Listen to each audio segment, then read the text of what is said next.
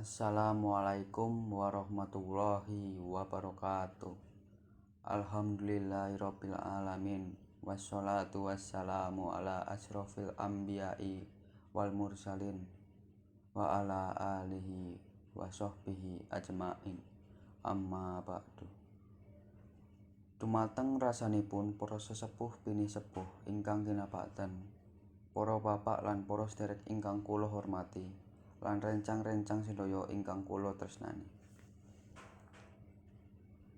Nawung mbok bilih sampun ndungkap dalu pamila monggo adicara papanggihan ing dalu punika tumenten kawiwitan. Namung sadèrèngipun monggo kita panjataken raos puji syukur wonten ngrasanipun Allah Subhanahu wa taala ingkang sampun maringi mapinten-pinten kanikmatan, rahmat, taufik saha hidayatipun dumating kita sedaya. Wonten dalu punika sehingga kita saged makempal ing mriki papan kanthi wonten halangan satunggal punapa.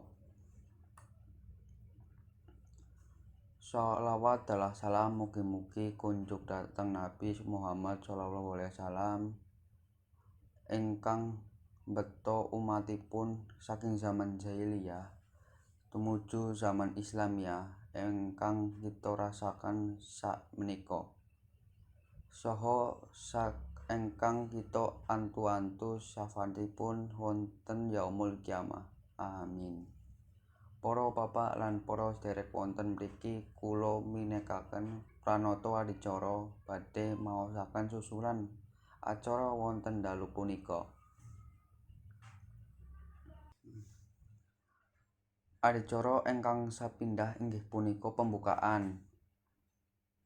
Kita lajengaken adicara ingkang kaping kalih inggih punika was-wasan ayat suci Al-Qur'an. Adicara ingkang kaping 3 inggih punika sambutan.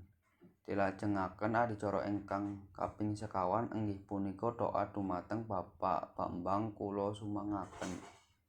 Adicara ingkang terakhir inggih punika penutup. Wassalamualaikum warahmatullahi wabarakatuh.